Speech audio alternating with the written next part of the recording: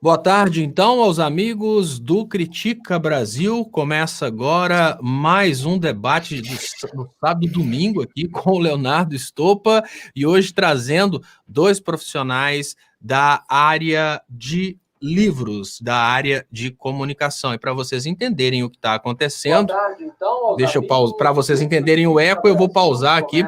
Para vocês entenderem o que está acontecendo, muito se fala em reforma tributária. E o sonho que se tem quando se fala em reforma tributária é uma reforma que realmente consiga privilegiar os desprivilegiados, uma reforma que consiga trazer qualquer tipo de redistribuição de renda. Mas, por incrível que pareça, a reforma tributária ela vai aos poucos excluindo os menos privilegiados e de uma forma ou de outra, beneficiando os grupos mais poderosos. A reforma tributária não vai fazer o tão sonhado imposto para iates ou imposto para jatinho. Ela vai começar a tributar livros, inclusive livros e outros materiais relacionados à divulgação do conhecimento, tem a imunidade tributada dentro da própria Constituição.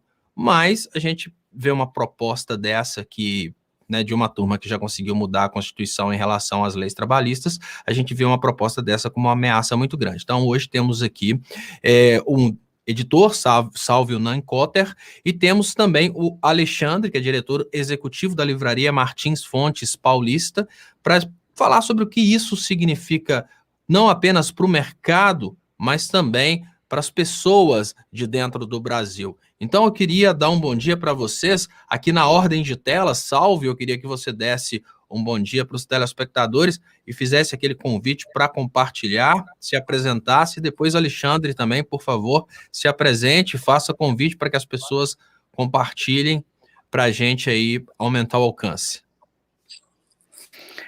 Boa tarde, Leonardo, muito obrigado pelo espaço, pela oportunidade, muito obrigado aqui a Santarém, a esse canal que tem crescido tanto e que nos orgulha pelas posições. Queria realmente pedir a todos que desse uma força, que ainda não tiver inscrito, que se inscreva, que aperte o sininho, que apoie essas iniciativas, porque o assunto que nós vamos tratar hoje aqui é um assunto de alta importância, não só pelo valor em si, mas também, né, pelo valor, digamos assim, pecuniário, mas, acima de tudo, pelo valor simbólico que tem essa medida do governo. Então, boa tarde a todos, e espero que tenhamos uma boa conversa aqui. Boa tarde ao Alexandre, que é um parceiro especial mesmo da Cotter, do verdadeiro sentido da palavra, tem sido parceiro, tem sido a livraria que mais nos tem aberto espaço, nossos autores estão praticamente todos na livraria Martins Fontes, todos em destaque, e isso não é algo que a gente encontra com tanta facilidade, a não ser por pessoas que realmente têm compromisso com a cultura, com o livro, e eu queria parabenizá-lo por isso. Bom, boa tarde, Salve, boa tarde, Leonardo. Estou muito feliz aqui também com o convite que vocês me fizeram. Estamos, de fato, num momento muito delicado. Eu diria que o mercado livreiro e editorial já vem há alguns anos sofrendo por uma série de razões que a gente vai estar discutindo aqui, mas nesse momento particular estamos ainda enfrentando, principalmente as livrarias físicas, enfrentando o problema da pandemia, que obrigou as livrarias todas a fecharem as portas, e o timing dessa proposta do governo não poderia ser pior, não poderia ser mais insensível. Nós vamos estar conversando sobre isso. Mais uma vez, boa tarde a todos, muito obrigado aqui pelo convite. Eu queria começar, pessoal, falando sobre a atual conjuntura político-econômica antes da reforma. Eu queria que o Salve, porque o que nós temos aqui? Nós temos uma pessoa que é responsável por procurar autores e fazer os livros, né, isso é o Salvio, e nós temos aqui o Alexandre, que é uma pessoa que coloca esses livros à disposição do leitor. Então, nós temos aqui praticamente, e coincidentemente, eu sou uma pessoa que estou escrevendo um livro. Então, nós temos aqui essas três partes e, por outro lado, nós temos entre nós três pessoas que consomem livros. Então, somos todos nós três aqui no ar, e vocês que estão assistindo, todos nós somos afetados direta e indiretamente por essa política de modificação tributária. Eu, como escritor, eu sou afetado porque o meu produto vai vender menos.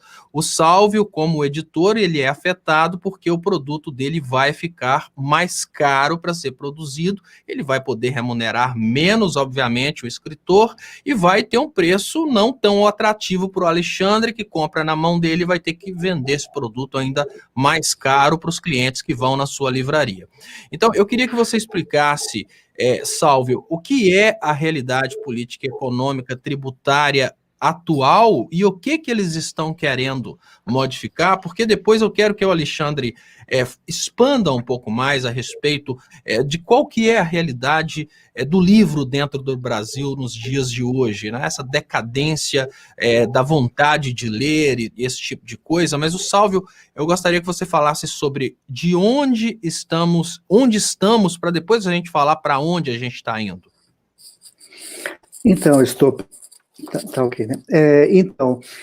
Eu creio que são vários aspectos, né? Digamos assim que para falar do aspecto técnico-contábil, eu esteja menos aparelhado.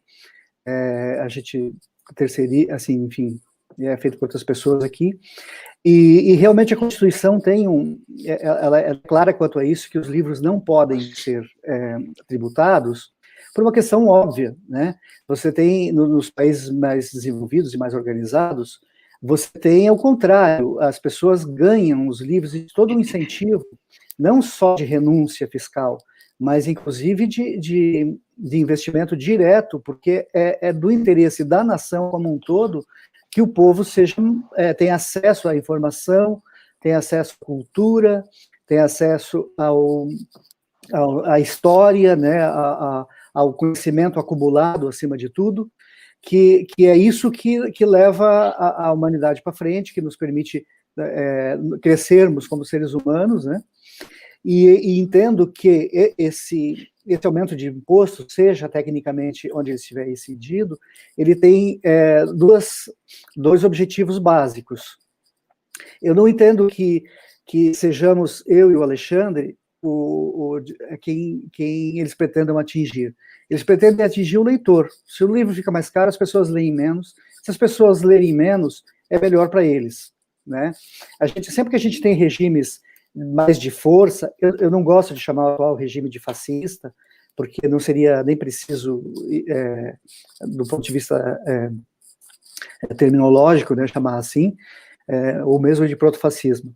Mas tem algumas relações que são inegáveis, né? Você tem, então, para mim, a queima de livros que houve em 38, se não me falha a memória, ou 37, em Berlim, e essa ação agora, elas têm parentesco, porque no fundo é um ataque. No fundo, o que está se dizendo é que a cultura não tem importância. Nós temos um governo formado por uma pessoa que não tem, por exemplo, curso superior, né, que é o Bolsonaro, que é guiado por uma pessoa que não tem nenhum curso primário completo, que é o Olavo de Carvalho. Então, isso, naturalmente, gera neles uma aversão, eles precisam provar que isso não é importante, que conhecimento não vale a pena, que importa é a intuição deles, o que eles pensam a partir de si mesmos, e que o livro não é importante. Então, essa questão, como eu falei antes, acho que é muito simbólica. Ela tem um recado, assim, tipo, abandone os livros, isso é bobagem, não precisa, entende? Porque os livros não precisam ser bem tratados, o governo mesmo não vai tratar bem os livros. Então, é dessa maneira que eu enxergo. Eu acho que esses 12% que vão pesar no bolso, especialmente, eu acho que aí eu tirou toda a razão, Léo, digamos, o nosso lado, que é um lado que tem muito mais gente com poder aquisitivo mais apertado, vai sofrer mais, porque faz mais diferença você pagar, sei lá, por exemplo, R$80 num livro ou 90 e tanto, né? Já faz uma diferença importante. Então, esse lado vai ser mais afetado. Mas eu acho que, como um todo, né, seja do livro infantil ao livro de filosofia, de arte, o que for, todos vão estar afetados, E é extremamente lamentável, é abominável que isso esteja acontecendo, e eu não falo isso por uma questão segmentada, por eu estar no setor. Se eu não estivesse, eu ia dizer com a mesma ênfase, porque não é disso que se trata.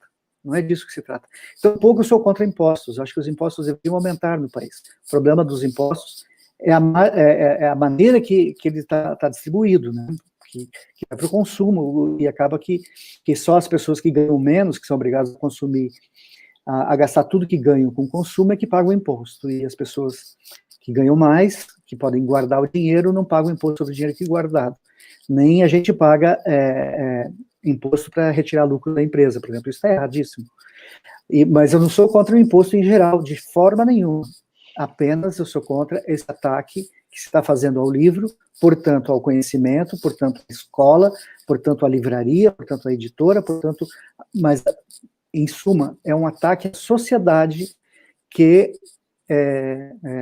aprecia, né, os livros, e os livros é que nos colocam em contato com o que nós temos de humano através dos séculos, né?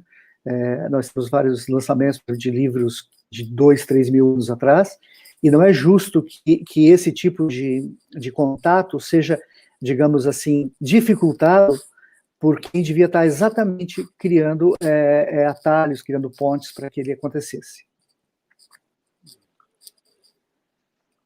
Eu vou pedir a técnica para colocar no ar, para mim, o artigo 150 da Constituição, nesse momento, mas deixa eu ler antes aqui. Santos, não vão queimar os livros, querem encarecê-lo, como forma de barrar o acesso à cultura. Obrigado a vocês pela presença.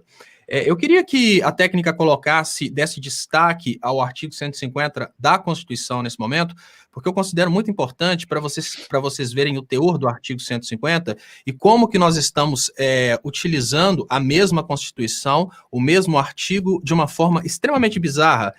Veja bem, o mesmo artigo 150 que ele inibe, ou seja, ele proíbe os estados, os entes federados, seja a União, os estados e os municípios, de cobrarem qualquer tipo de tributo de material para produção de livros, jornais, periódicos e o papel destinado à sua impressão, ou seja, existe hoje na Constituição Federal, está acima de qualquer tipo de lei, uma vedação clara à tributação de livros, jornais, periódicos e papel, até o papel. Então, se você está comprando papel e esse papel é para periódicos, para livros e jornais, existe uma vedação a qualquer tipo de tributação. Essa vedação, ela não acontece por preciosismo, é porque existe no artigo 5º da Constituição um inciso muito importante, um parágrafo muito importante, que é a expressão do pensamento. Então,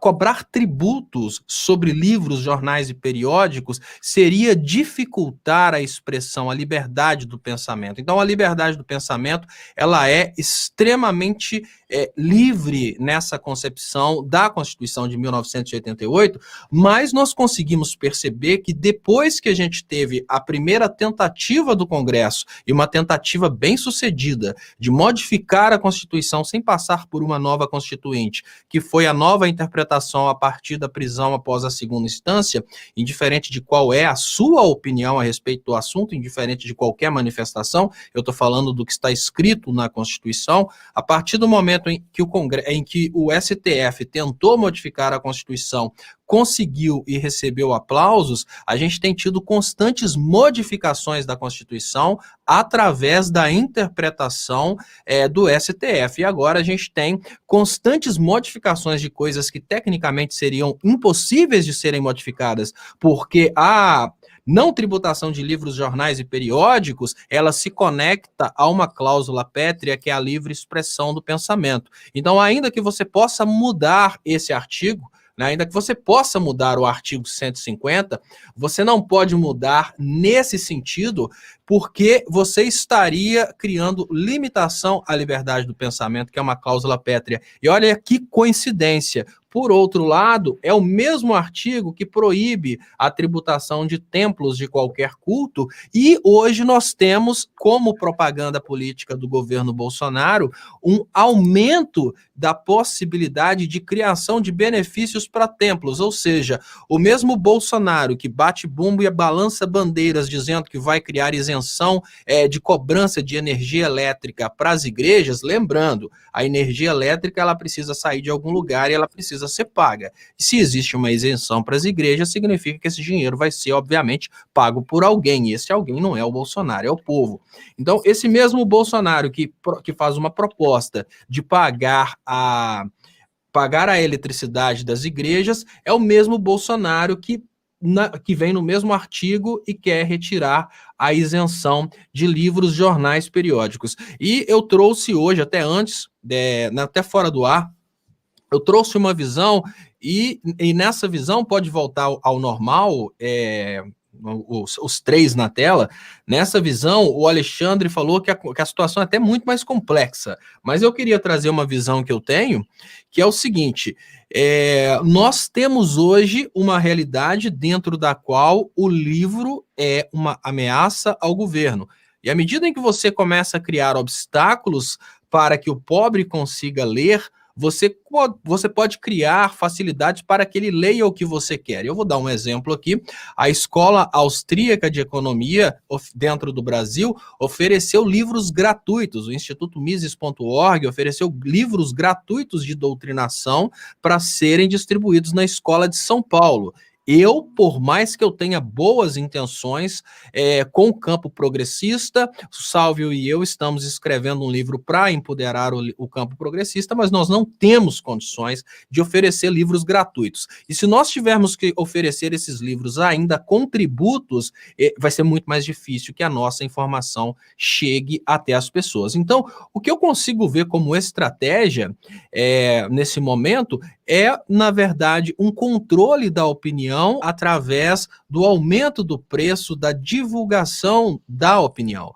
Uma forma de controlar a ideologia através do encarecimento do acesso à ideologia daqueles que não têm, digamos que, o poder aquisitivo nas mãos, para facilitar que chegue à população apenas o que querem dizer aqueles que têm dinheiro para patrocinar os livros. Eu queria que a técnica voltasse, então, ao cenário normal, para o Alexandre Martins desenvolver isso, que ele já ia me falando que o buraco é mais embaixo, mas então dê sequência nisso, Alexandre, como é que é a situação do comércio, do mercado de livros, que a gente tem que admitir que está cada vez mais difícil no Brasil?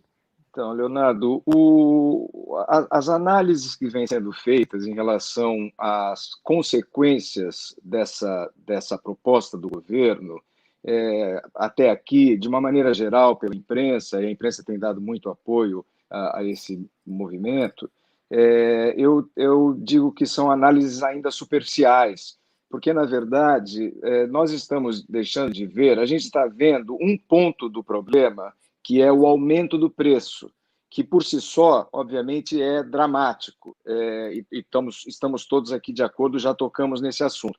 Mas tem se falado muito pouco, na verdade, sobre a consequência desse imposto para o livreiro e para o distribuidor. Eu vou querer explicar isso para vocês. Veja, o editor, ele constrói o preço do livro, o livro, inclusive, é vendido no mercado, é um preço recomendado pelo editor, o editor estabelece esse preço, e ele constrói esse preço a partir dos custos que ele tem.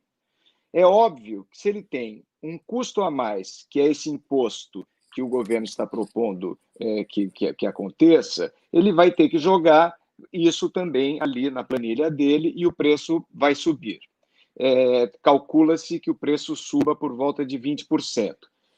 Mas a livraria funciona ao contrário. A livraria, e o Sálvio é editor e conhece bem isso, a editora ela estabelece um desconto para a livraria. Então, o livro custa X, o livreiro compra esse livro com um desconto e ele usa essa margem, na verdade, que ele tem para pagar todos os seus custos. folha de pagamento, aluguel do imóvel, luz, etc. E existem estudos que mostram que uma boa livraria, uma livraria bem administrada, e hoje no Brasil são poucas as que estão nessa situação, tem um lucro na faixa de 4% e 4,5%. Ou seja, falando mais uma vez, ele tem a margem a partir do desconto que a livraria recebe, e depois de descontados todos os custos que a livraria tem, aquelas que estão bem das pernas, e são poucas aquelas que estão nessa situação, tem um lucro médio de 4% a 4,5%. A gente não precisa fazer muita conta aqui para perceber que se a livraria for obrigada a pagar um imposto que ela não paga hoje de 12%, essa livraria vai ficar no vermelho. Então, o problema aqui não é simplesmente o livro vai ficar mais caro, consequentemente vai ficar ainda menos acessível do que ele já é. Não, nós estamos correndo o risco seríssimo de ver as livrarias fecharem. E aqui nós não estamos falando da livraria física, nós não estamos falando da livraria de porte pequeno, da livraria independente, nós estamos falando de todas as livrarias, porque são todas as livrarias que trabalham com essas margens pequenas. Se as margens das livrarias fossem grandes, nós não teríamos a situação que nós estamos vivendo hoje, com a Cultura em recuperação judicial, com a Saraiva em recuperação judicial e outras que fecharam as portas e outras que saíram do Brasil. Quer dizer, então, o negócio do livro, o Sérgio Machado, diretor da editora Record, que infelizmente já faleceu, ele costumava dizer que o negócio do livro é um negócio de tostões. Você está falando de margens sempre muito pequenas, muito apertadas. Mais uma vez, esse imposto de 12% para o livreiro e para o distribuidor significa necessariamente o desaparecimento das distribuidoras e das livrarias. E eu tenho dito, que é uma coisa meio óbvia, quer dizer, sem livraria, você não tem editora.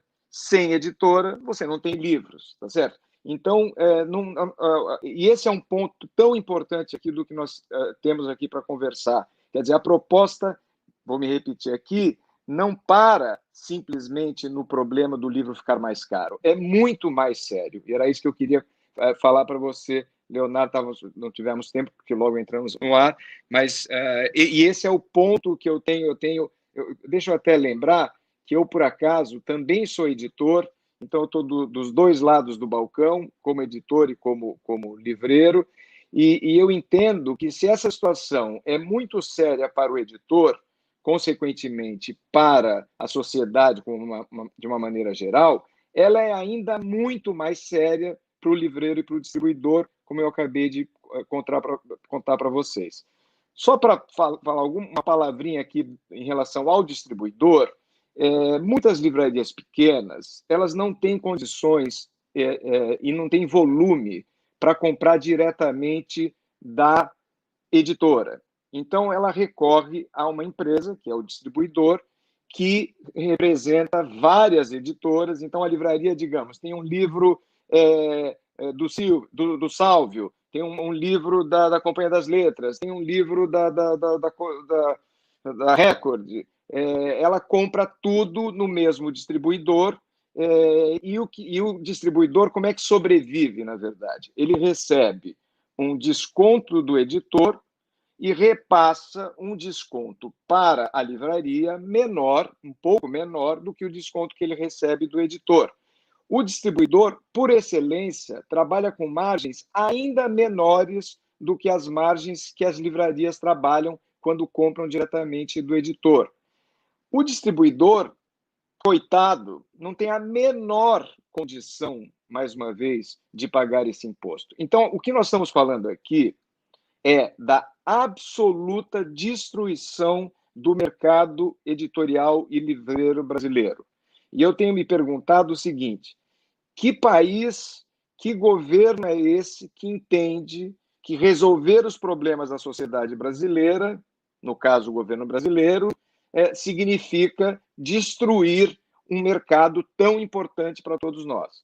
Quer dizer, então, é realmente muito sério, é lamentável. Isso para não dizer, como eu lembrei logo no começo, da infelicidade de se propor isso no momento em que as livrarias, particularmente as livrarias pequenas e físicas, estão vivendo um drama que nunca viveram, com a necessidade de fecharem as suas portas. Quer dizer, então, simplesmente, na minha visão, inacreditável. É inacreditável. E por isso, na verdade, eu entendo que há, na sociedade brasileira, um reconhecimento do absurdo dessa proposta, sociedade representada por todos nós, representadas pela imprensa e representada pelos nossos representantes no parlamento, e eu tenho muita esperança de que essa proposta, de fato, não vá adiante, porque se ela for adiante, é um desastre para a sociedade brasileira. Não é nenhum exagero aqui da minha parte colocar isso da maneira como eu estou colocando. Antes de eu passar para o Sálvio, eu queria só que você falasse, essa proposta, como que ela impacta nos livros eletrônicos? Veja, vamos lá. Essa proposta, eu falei aqui, ela é péssima para toda a cadeia. Porque, só fazendo uma comparação aqui, tivemos a pandemia, as livrarias físicas foram obrigadas a fechar, tá certo? As livrarias vendendo online, as empresas vendendo e-book, as empresas vendendo audiobooks, todas cresceram, passaram a vender mais, na medida em que, obviamente, nós, consumidores, não tínhamos a opção de comprar os livros nas livrarias físicas. Então, na pandemia, quem de fato sofreu e vem sofrendo são as livrarias físicas, que são tão importantes para o nosso mercado, tá certo? E as livrarias, aliás, eu nem faço distinção mais entre a pequena livraria e a grande livraria, porque você sabe lá o que é você estar à frente de uma rede de 70 e poucas lojas físicas e de uma hora para outra você se vê obrigado a fechar todas essas lojas. Por mais que você consiga vender através da internet, é óbvio que a venda que você vai fazer na internet não vai compensar a perda das 75 lojas fechadas. Estou citando aqui 75 como um número, tá certo, de uma grande rede de livrarias em qualquer país. Se você é um pequeno livreiro independente e que não tem uma presença na internet, a pandemia foi uma dramática, tá certo? Quer dizer, o livreiro está lá com as portas fechadas e tal. Mas, vou lembrar mais uma vez, a venda de e-books cresceu, a venda de audiobooks cresceu e a venda online cresceu muito. Essa pandemia foi particularmente muito boa para a Amazon, tá certo? Agora, a reforma tributária, a proposta do governo, atinge todos, sem exceção, porque o editor vai precisar pagar esse imposto, o livro vai ficar mais caro. O livreiro vai ficar sem margem, vai fechar as portas. O distribuidor vai ficar sem margem, vai fechar as portas. E eu vou falar mais uma vez, não é só o livreiro pequeno, o livreiro com pouco capital. A Amazon certamente deixará de ganhar 1 centavo em qualquer livro que eles forem vender, se eles continuarem trabalhando do jeito que trabalham e se verem obrigados a pagar esse imposto de 12%. Então, isso vale para todos e vale também para aqueles que trabalham com e-book. Então, isso atinge todos, atinge a cadeia como um todo. E o que, obviamente, vou me repetir aqui, não podia ser mais dramático para a sociedade brasileira. Eu te fiz essa provocação porque, mais uma vez, a gente volta a perceber que não se trata somente de uma reforma tributária, trata-se de um atentado contra a expressão do pensamento. Né? Tudo aquilo que você desincentiva a produção, e eu venho falando sobre isso há muito tempo, nós temos hoje algoritmos que direcionam as pessoas, youtubers, jornalistas, a trabalharem somente com a ideologia liberal. Com isso, eles desincentivam a ideologia não liberal, a ideologia protecionista e nacionalista. Agora, a gente vem com uma reforma tributária que cria um desincentivo à produção do conhecimento, porque vai ficando cada vez mais fácil você vender esse conhecimento. Se você restringe o acesso ao conhecimento somente a quem pode pagar mais caro, essas as pessoas vão consumir, obviamente, aquilo que as agrada. Então, você começa a fazer, através de uma reforma tributária, uma censura à ideologia dos mais humildes, porque o escritor mais humilde, ele não vai ter a mesma oportunidade, obviamente, de atingir o mercado como aquele escritor que é patrocinado para falar bem de determinadas ideologias ou bem de determinados nichos, né? E eu queria agradecer a Cotter TV, que se torna membro do canal, e eu queria fazer nesse momento uma convocação a todos vocês que estão assistindo a se tornarem inscritos na Cotter TV. A partir do dia 1º, a gente começa a fazer na Cotter TV um programa diário, falando sobre livros, falando sobre culturas, falando sobre políticas, e eu queria te convidar a já se inscrever na Cotter TV. Eu vou participar também desses programas, eu vou fazer com um programa diário na Cotter TV, eu queria te convidar para se inscrever lá, para a gente já começar a crescer o canal, para o programa já começar com pessoas assistindo.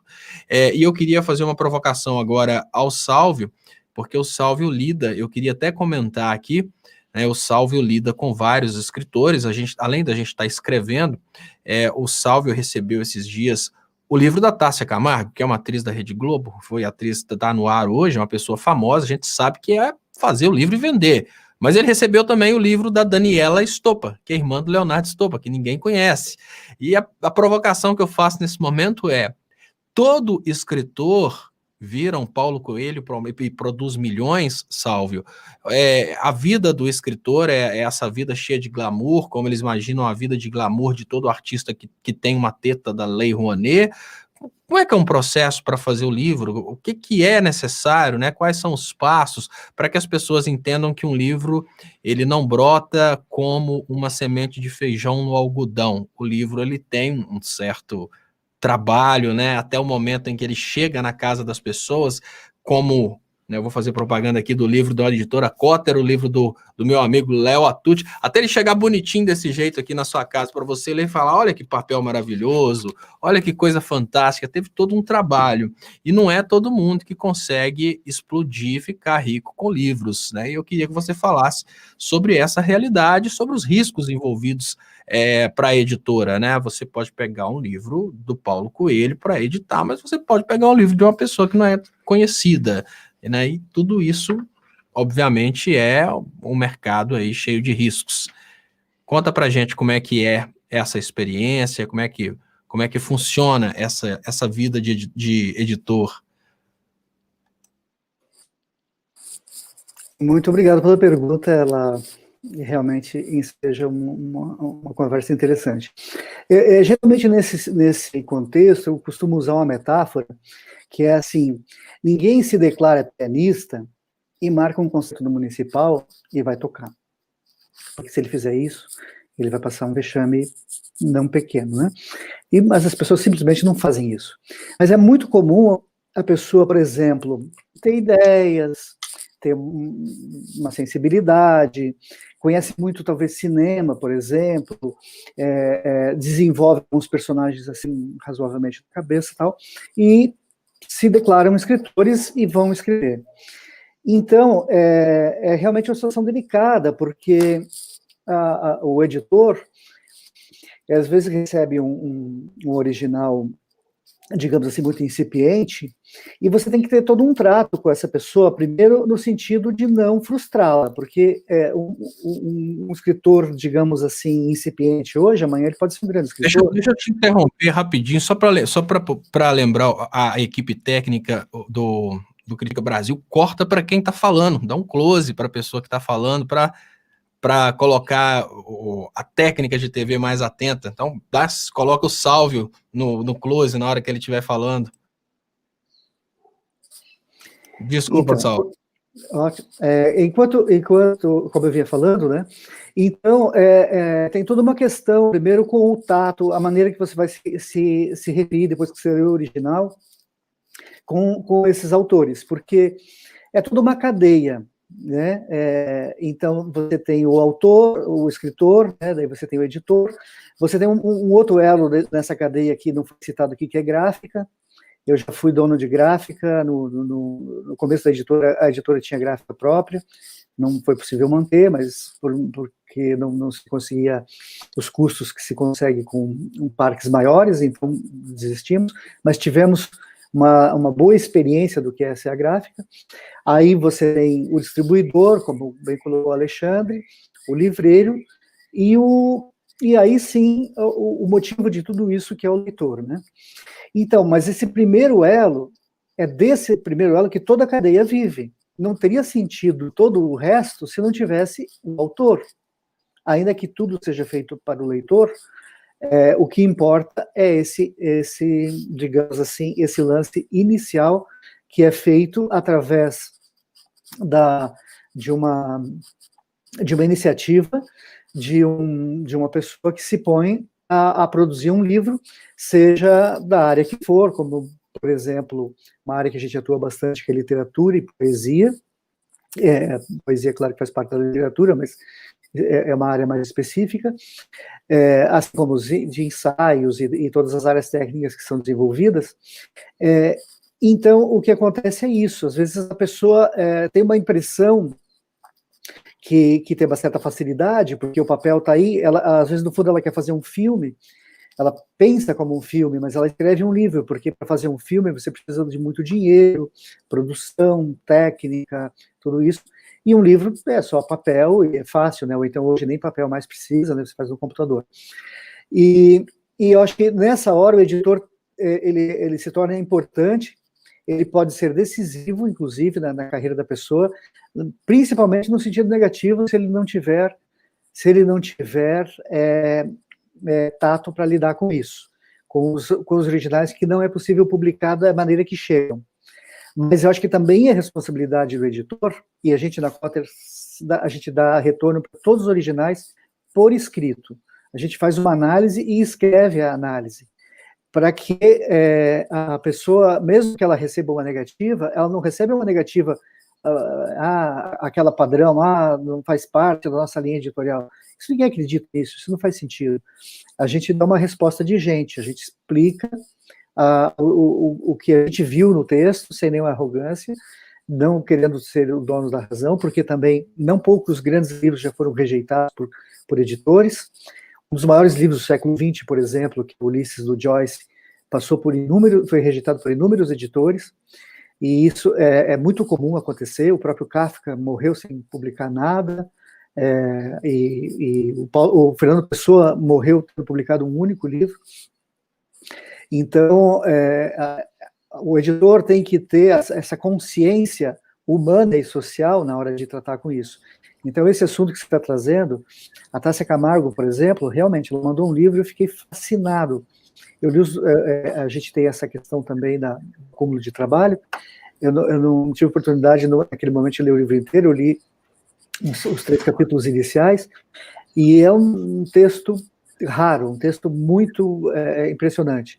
Mas a gente também lida com mais, naturalmente, em número maior, com textos mais incipientes, né, textos de escritores começando, e a gente também, inclusive, mantém um selo separado para aqueles que ainda que não estejam, digamos assim, num nível mais aprofundado da escrita, mas já tem um padrão interessante, para ir lançando essas pessoas, porque às vezes o escritor, ele também nasce dentro do contexto do lançamento do primeiro livro.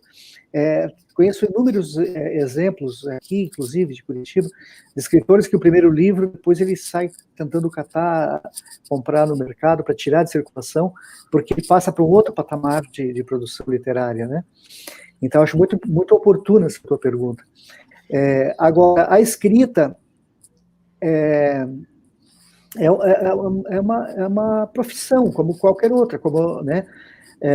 Mas ela requer, como eu dei o exemplo do pianista, né? Um pianista, para chegar a dar um concerto, por mais talento natural que ele tenha, por mais empenho que ele dedique, pelo menos, sei lá, 6 horas de estudo diário por 6 anos, aí talvez ele consiga chegar, algumas dessas pessoas que fizeram isso, vão chegar à condição de se destacar, digamos assim, naquele meio. Porque na escrita acontece isso. O Cícero tinha uma frase ótima que falava: na pedra ninguém é prolixo. Ou seja, se você tivesse que escrever as palavras na pedra, você ia pensar muito bem antes cada palavra, porque o trabalho para escrever não seria pequeno e também tampouco seria possível apagar essa palavra. Então, uma recomendação que eu sempre dou para o editor é pensar que cada palavra que está escrevendo como se ele tivesse que escrever na pedra, porque simbolicamente é isso que é o livro. Você vai multiplicar aquilo, você não tem mais como apagar aquilo, e aquilo tem que ter relevância. E isso se consegue, eu sempre costumo dizer que escrever se aprende escrevendo, né? Claro que lendo, mas lendo, a leitura é apenas uma primeira parte. Há que se fazer também a oficina, a lida diária com a escrita, até alcançar as técnicas, não só, digamos assim, herdadas, como também as próprias, e criando algum estilo, mas para isso tem que aprender ritmo, precisa tomar contato com teoria literária, que já, para não ter que reinventar a roda, muita coisa já foi pensada, então, a escrita não é um dom natural. O talento... É como a música, né? Como a música. Como o talento você tem o talento, mas você precisa, obviamente, passar por um caminho de aperfeiçoamento até a hora que você vai para o palco. Eu queria... Seja dos dedos, seja do ouvido, né? São duas... Tem todo um aperfeiçoamento. O Alexandre, ele além de ter a livraria, ele também é editor. E, Alexandre, como é que é o risco envolvido nessa história aí de publicar, né, porque você pega um livro, né, depois, além de você investir, né, eu estou tendo essa experiência nesse momento, né, o Salvio está investindo todo um tempo, né, e está investindo dinheiro ali, ele contrata uma pessoa para fazer a capa, depois ele vai pegar e vai mandar isso para a gráfica, vai mandar imprimir livros, e depois que ele imprimir esses livros, ele vai ter ali um monte de papel que pode simplesmente ficar na prateleira. Isso é um risco que já existe, já se lida com esse risco. Com mais 12% por cima de todo esse risco, a gente sabe que a coisa fica mais difícil. Então, eu queria que você falasse um pouquinho sobre essa parte do risco mesmo, relacionada à produção do livro, como esse risco já é um desincentivo, já dificulta para os novos entrantes, e agora, além do mais, né, 12% acima do risco que já existia, né, como é que fica a situação para as editoras darem oportunidades para novos entrantes, né, para novas cabeças terem oportunidades de se tornarem eventuais novos sucessos aí literários ou até mesmo técnicos, né, qualquer tipo de livro? Leonardo, o risco do editor é total. O editor, ele faz, você está tendo essa experiência agora, mais de perto, mas o editor faz todo o investimento antes do livro chegar no mercado. Se é um livro internacional, ele compra os direitos e paga um adiantamento de direitos. Se for, mais uma vez, um livro internacional, ele vai ter que pagar o tradutor. Depois você tem todo o trabalho de revisão, de design, de projeto gráfico, finalmente os custos industriais, papel e gráfica, e só depois do editor ter passado, em alguns casos, anos fazendo um investimento, tirando dinheiro do bolso, vamos falar assim, para colocar naquele projeto, é que ele coloca o livro finalmente no mercado e reza, tá certo, para que aquele investimento, para que aquele projeto, de alguma maneira, se pague. Estou brincando aqui com reza, quer dizer, trabalha, porque tem que trabalhar também para fazer o trabalho de divulgação, hoje nas mídias sociais, na imprensa de uma maneira geral. Muito importante colocar o livro dentro das livrarias físicas e virtuais. Ou seja, o trabalho do editor é um trabalho que não termina e o risco é muito grande. Por acaso, o Salvio citou agora o caso do... Você citou o caso de que autor mesmo que você falou, Salvio? Kafka. O Kafka não chegou a ser publicado, mas você tinha falado antes do... Tá sem som. Eu falei do Joyce, Fernando Do Pessoa Joyce, e do você falou Kafka. do Joyce e do Fernando Pessoa. Pois é. Veja, eu gosto de contar uma história verídica que aconteceu alguns anos atrás na Feira de Frankfurt, que é a principal feira internacional de livros, e eles reuniram os principais autores best-sellers do mundo.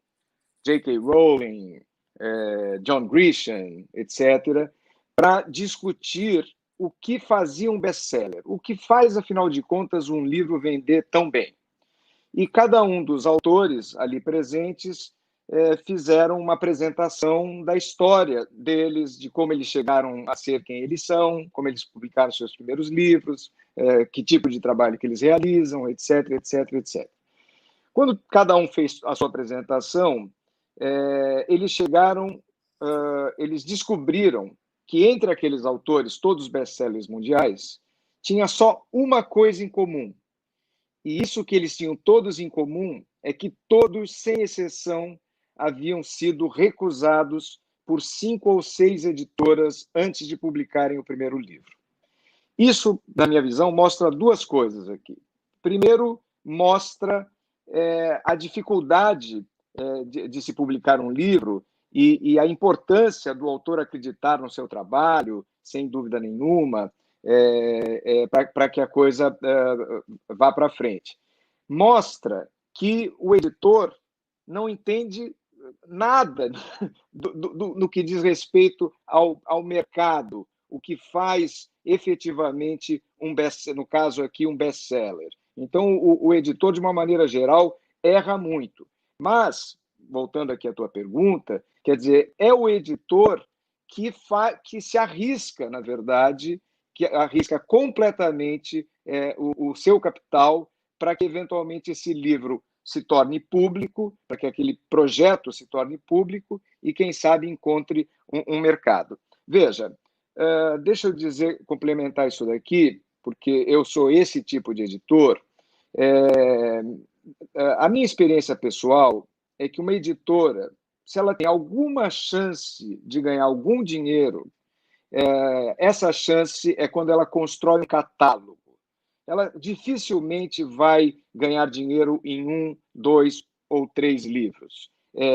Na medida em que ela tem um catálogo, e o catálogo é um bom catálogo, e os livros, mesmo que não vendam muito, vendam pouco, mas sempre, a editora começa a ter condições de minimamente ir bancando o seu negócio. Então, a construção de um catálogo para o editor é muito importante. Por isso que as editoras que nasceram há pouco tempo, que começaram a publicar os seus primeiros livros, têm muita dificuldade de sobreviver, porque você precisa de muito tempo, de fato, para criar esse catálogo. Nós, por exemplo, na Martins Fontes, é uma empresa que já existe há 60 anos, eu já sou segunda geração, nós sempre apostamos no que a gente chama de fundo de catálogo, que é aquele livro, na verdade, que a gente entende que vai vender ao longo de anos e anos e anos. Nós temos muitos livros no nosso catálogo que nós publicamos 40 anos atrás, nós publicamos 30 anos atrás, nós publicamos 25 anos atrás e que vendem até hoje. Isso, a construção de um catálogo, na minha visão, é o verdadeiro trabalho de um editor, tá certo? Mas, de qualquer maneira, acho que eu respondi aí a tua pergunta e fico um pouco preocupado, na verdade, que a gente se distancie desse momento que nós estamos vivendo. Toda essa conversa, obviamente, ela é importante para dizer o seguinte, e eu entendo que a tua pergunta, Leonardo, vai nessa direção. Olha, a vida não é fácil, a vida do editor não é fácil, a vida do autor não é fácil, a vida do livreiro não é fácil, a vida do designer, ainda mais num país onde o mercado é muito pequeno. Você tem um número pequeno de livrarias, você tem um consumo pequeno, etc, etc. E vem o governo e propõe um imposto que é para, mais uma vez, acabar com tudo isso. Quer dizer, então, é mesmo, quer dizer, eu acho que toda a sociedade brasileira tem o direito de se perguntar o que é que está por trás disso. Quer dizer, o que nós, como sociedade, ganhamos ao ver os livros desaparecerem, as livrarias desaparecerem, as editoras desaparecerem. Quer dizer, esse é o cerne da conversa que nós estamos tendo aqui. Eu vou fazer uma reflexão aqui e eu vou pedir para vocês complementarem depois da reflexão, porque eu sei que eu não vou conseguir trazer todos os dados, trazer todos os detalhes, mas eu gostaria de dizer, começando pela parte ambiental, que parece uma brincadeira, mas a circulação de periódicos, a circulação de revistas, a circulação de livros, ela atende uma função ambiental muito importante, que é a captura do carbono. Você sabe por quê?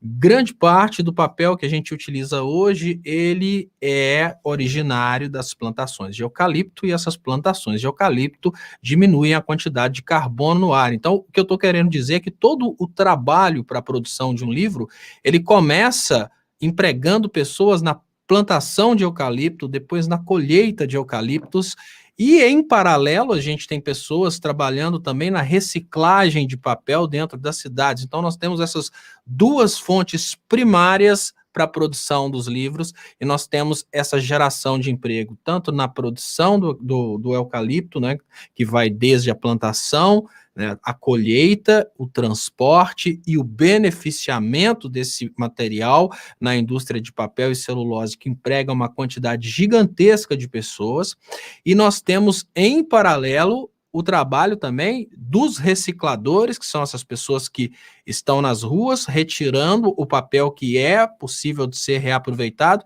e levando para as indústrias também de papel e celulose que fazem esse reaproveitamento. Só aí eu já citei, obviamente, milhões de empregos. E nessa sequência, nós temos, obviamente, que considerar também que nós temos muitas pessoas empregadas nas fábricas de tintas, que fazem, obviamente, parte desse ciclo de produção dos livros.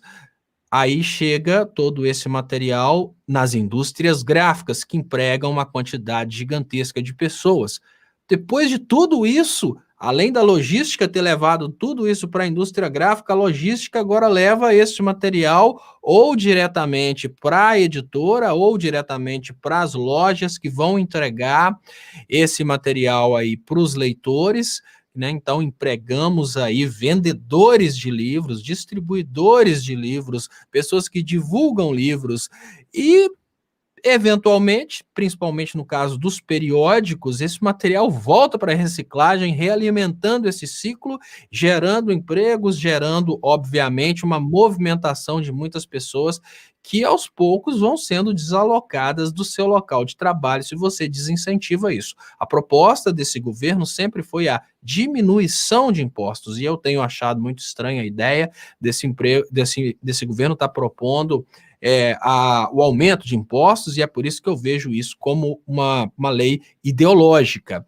E eu falei sobre toda uma parte industrial, e agora eu preciso falar também da parte artística, né? Nós temos um editor coordenando aí as ideias de um escritor, de um revisor, de um designer que faz a capa, de um designer que faz as ilustrações, ou seja, são milhões de empregos que estão em riscos, e é preciso falar que são milhões de empregos que estão em risco, que às vezes o caminhoneiro que transporta livro não tem noção de que ele vai perder serviço por causa disso. Às vezes aquela pessoa que trabalha na reciclagem não tem noção que o papel reciclado vai perder o valor, porque o papel não vai ter muita utilidade no Brasil, a não ser para fazer embalagem. Então, todo um setor, todo um grupo de pessoas que trabalha no Brasil hoje por causa dessa movimentação de livros e periódicos está correndo um risco, obviamente, de perder emprego por causa dessa modificação tributária.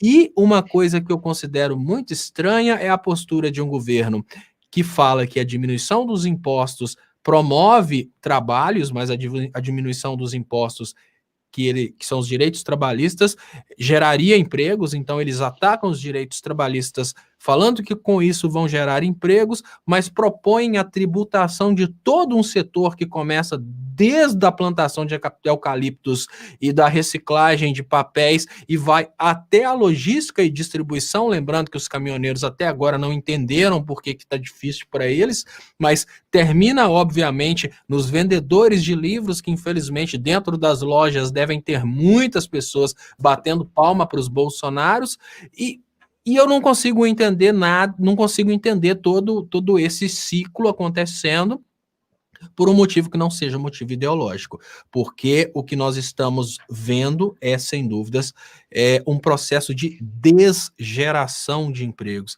desincentivo a uma cadeia produtiva que já está conectada, que está produzindo, que está sendo sacrificada aos poucos, mas que continua sobrevivendo, e a gente percebe agora um sem porquê, motivo de desincentivar essa cadeia produtiva, principalmente no momento de crise em que o que a gente deveria ter é o contrário. Lembrando que na crise de 2008, durante aquele período da crise, os reflexos da crise causaram no Brasil uma diminuição na compra de produtos e o que o governo fez foi renúncia fiscal. Agora nós temos uma crise e o que o governo está propondo é um aumento de tributos, né, uma geração de tributos, onde a Constituição prevê uma imunidade tributária. Então, não tem como avaliar isso sob o aspecto econômico. A única forma de avaliar essa postura é sob o aspecto ideológico, é para controlar a informação, é para ferir a livre expressão do pensamento, garantida como cláusula pétrea no artigo 5º da nossa Constituição. Se eu esqueci de alguém que está incluído nessa cadeia produtiva, eu gostaria que vocês complementassem, por favor, e também vamos chegando aí ao final desse debate, né, a respeito dessa proposta. Não é o último, porque nós vamos lutar para tentar impedir isso, mas eu gostaria que vocês fizessem também as considerações finais para o programa de hoje. E muito obrigado pela participação. Posso começar, então? Pode só. Posso começar, Léo? Vamos lá. Então, assim, por uma razão absolutamente idiosincrática, pessoal, eu tenho uma dificuldade muito grande para lidar com a burocracia, e a burocracia da editora é tocada pela minha filha, e tudo que eu faço é liberar valores para o contador. Então, eu realmente desconheço um pouco assim, as alíquotas e tudo mais. Mas eu só quero que a gente não passe a ideia de que a gente não paga impostos. Porque a gente tem uma série de impostos que eu não sei explicar agora, mas deixa eu trazer isso então, para que as pessoas não tenham dúvidas. Olha, a imunidade tributária, pessoal, ela só abarca o produto livro. O que significa que você não paga impostos sobre o papel que você faz o livro, você não paga impostos sobre o produto, mas é lógico que o editor que tem renda, ele paga o imposto de renda. É lógico que a empresa paga, sim, os impostos normais que uma empresa paga os direitos trabalhistas, né, paga toda a folha de pagamento. Então, o que a gente está discutindo nesse momento não é um imposto que não é pago de forma alguma, como, por exemplo, o que acontece com templos religiosos. O que a gente está discutindo é o imposto de uma cadeia produtiva para a finalidade da liberdade de expressão do pensamento. Então, o papel que é vendido para uma finalidade fora da liberdade da expressão de pensamento, por exemplo, o papel é vendido para que você faça a divulgação do show da Ivete Sangalo. Esse papel é tributado, mas o papel é vendido para que o Leonardo Atucci possa colocar a sua opinião a respeito da política brasileira. Aqui existe uma livre expressão do pensamento resguardada no artigo 5º da Constituição. Esse papel aqui não pode ser tributado. Isso é uma coisa que não existe nenhuma posição jurídica contrária a isso, e chegou ao ponto dessa proposta ter sido ampliada, inclusive, para as músicas. Então, a gente tem uma imunidade tributária que se estendeu aí, me parece que para a produção musical brasileira, exatamente porque ela puxou dessa ideia da livre expressão do pensamento.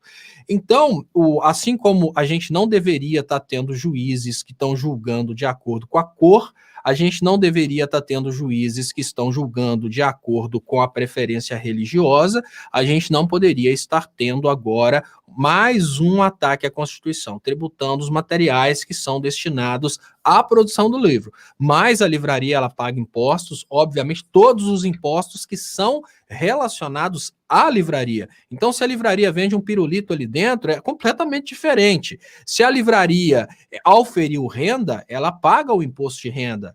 Tudo isso é pago normalmente. Quando a gente fala dos impostos sobre os livros, a gente está falando isso aqui, ó, o imposto que incide sobre esse produto, sobre esse papel. E não necessariamente, por exemplo, o Salve teve uma renda no ano passado de 25 milhões de reais. É lógico que ele pagou impostos por causa disso, né, Salve?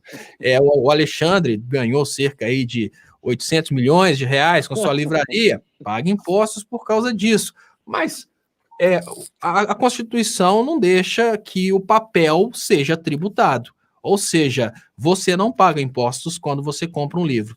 Então é isso que é o detalhe, né? Não é o que a gente está falando aqui, é isso. Não são os impostos relacionados ao dono da livraria, ao dono da editora, e nem ao escritor que paga o imposto de renda também. Nós estamos falando dos impostos relacionados ao produto livro, ou seja, tributar a transmissão do pensamento, tributar a liberdade de expressão. É isso que está se tributando nesse momento. E não a renda de que, se o meu livro vender milhões e eu ganhar, não tem problema, eu pago o imposto de renda feliz da vida. Mas agora, tributar a liberdade de expressão é uma coisa realmente incompatível com a Constituição. Só para trazer essa parte que o Sálvio depende da sua filha para fazer essa contabilidade aí. Isso. Só para completar, eu queria dizer que o risco é que essa discussão leve acabe com a desinformação que está sendo promovida em todos os setores, acabe vendendo essa ideia de que a gente não paga nada. Imagina, o contrário. E foi ótimo você falar em números. Por exemplo, a cota existe desde 2014. Nós já tivemos vários lançamentos importantes, livros muito bem vendidos, e tivemos um relativo sucesso, mudamos já de patamar, né, de lugar, estamos bem na imprensa, com a ajuda dos livreiros, como através do trabalho do Marcelo Nogueira, que está lá em São Paulo trabalhando para a gente, e que nos apresentou, por exemplo, o Martins Fontes e outros parceiros importantes. A gente tem conseguido muita coisa. Agora, desde 2014, eu nunca tirei um prolabore e nunca pude retirar lucro até hoje. Só para se ter uma ideia de que nós não estamos falando de uma, sei lá, de uma loja, de uma pizzaria ou de uma loja de parafusos. É um ramo que, se você entrar, você tem que entrar com uma consciência de que não é festa, entende? É claro, eu não retirei nada, mas a editora em si cresceu, tem um estoque grande, tudo isso. Claro que houve ganhos, tá? Com o resultado disso. Mas, objetivamente, retirada ainda não houve. E seria justo que houvesse, mas enfim, o importante é que se entenda que não estamos falando contra esse imposto por uma questão de ganância ou de privilégio. Nós estamos falando de um segmento que já sofre questões inerentes ao próprio segmento. Isso. Nós estamos falando aqui, só para terminar, sobre a sobrevivência ou não dessa indústria tão importante. E ela não é importante do ponto de vista, o Leonardo colocou isso algumas vezes, quer dizer, ela não é importante do ponto de vista financeiro, ela é importante do ponto de vista de ser a indústria que leva cultura e conhecimento para as pessoas. Eu, talvez ingenuamente, devo dizer o seguinte: eu não conheço ninguém que possa defender a tese de que é bom para o país que as livrarias e as editoras desapareçam. E, por conta disso, eu estou muito otimista de que a gente consiga convencer a sociedade de uma maneira geral, mas particularmente os nossos representantes que estão ali no parlamento, que em última análise são aqueles que vão impedir ou não que essa proposta vá adiante, que eles façam o seu trabalho realmente e não permitam que essa barbaridade aconteça. O Leonardo lembrou muito bem da quantidade de pessoas envolvidas no projeto livreiro, editorial. Eu não sei se eu tenho muito mais tempo, mas deixa eu dizer rapidamente, voltando aqui à Feira de Frankfurt. Frankfurt é uma cidade na Alemanha onde se realizam feiras todos os meses ao longo de anos, em alguns casos de séculos. A feira que mais atrai pessoas é justamente a Feira do Livro. Por quê? Porque a indústria editorial e a indústria livreira, ela, de fato, cria muitos empregos, porque todo o trabalho é feito por pessoas. É o escritor, é o editor, é o revisor, é o capista, é uma parte muito pequena, na verdade, da produção editorial que é feita por máquina. Você tem a máquina que vai depois rodar o livro, tá certo? Mas o resto é 100% feito por pessoas. Então, é uma indústria muito importante para qualquer país, e eu, mais uma vez, desconheço um país de direita, de esquerda, que possa ter a capacidade ou a incapacidade de fazer uma proposta como essa que possa resultar no fim dessa indústria. Isso não vai acontecer e pessoas como o Leonardo, a imprensa de uma maneira geral e todos vocês que estão nos assistindo certamente vão nos ajudar a impedir que isso aconteça. Bom, e eu queria, antes de encerrar, responder algumas perguntas. As pessoas me perguntaram, foi a Kate Love que perguntou qual o nome do livro, Estopa. Então, eu tenho 2 nomes para falar.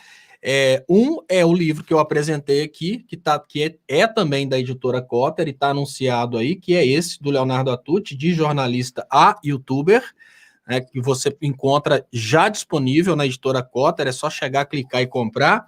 E outro é o livro que nós estamos escrevendo, Comunicação Política, que é o livro do Sálvio e eu, que nós estamos fazendo na correria, está em pré-venda. É muito importante que você já reserve na pré-venda para a gente conseguir adiantar as coisas e já imprimir uma quantidade compatível, porque é um livro para esse ano, é um livro urgente, exatamente para tentar mudar um pouco a cabeça das pessoas em relação à comunicação política.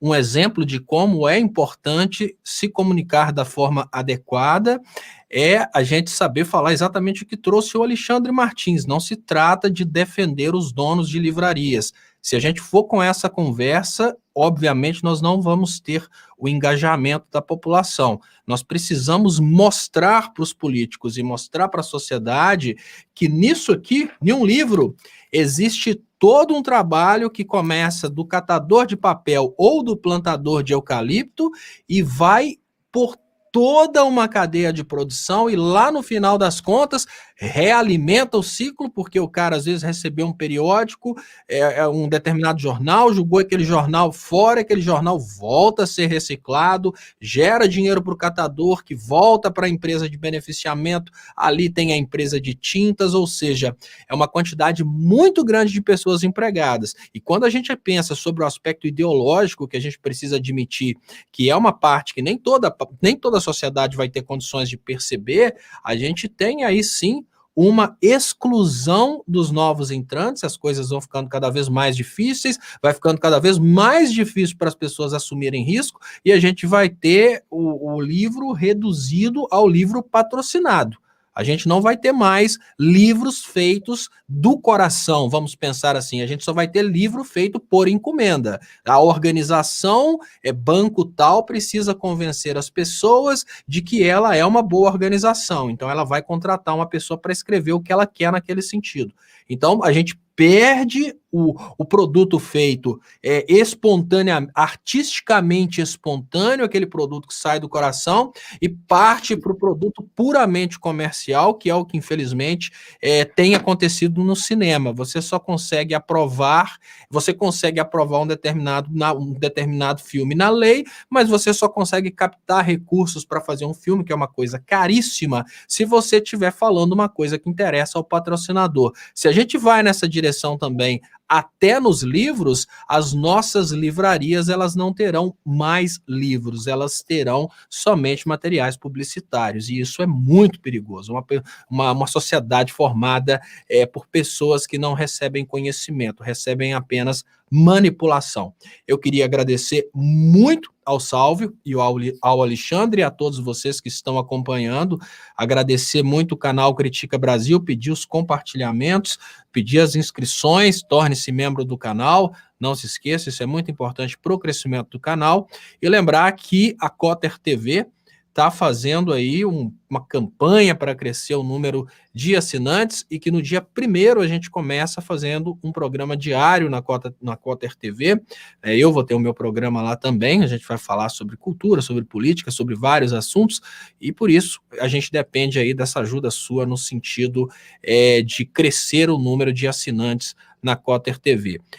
Lembrando que eu vou fazer no canal Leonardo Stoppa, inclusive, uma enquete a respeito do melhor horário para eu fazer um programa por lá. Então, muito obrigado, Sálvio, muito obrigado, Alexandre, muito obrigado ao Aquias por ter aberto esse espaço aqui no Critica Brasil, e muito obrigado para a pessoa anônima, eu falo anônimo porque eu não sei quem é a pessoa que está hoje na técnica operando esse programa, e um obrigado muito especial para todos vocês que estão assistindo, e até o próximo debate de domingo, aqui no Critica Brasil, às 4 da tarde. Valeu, pessoal. Valeu. Obrigado pelo convite.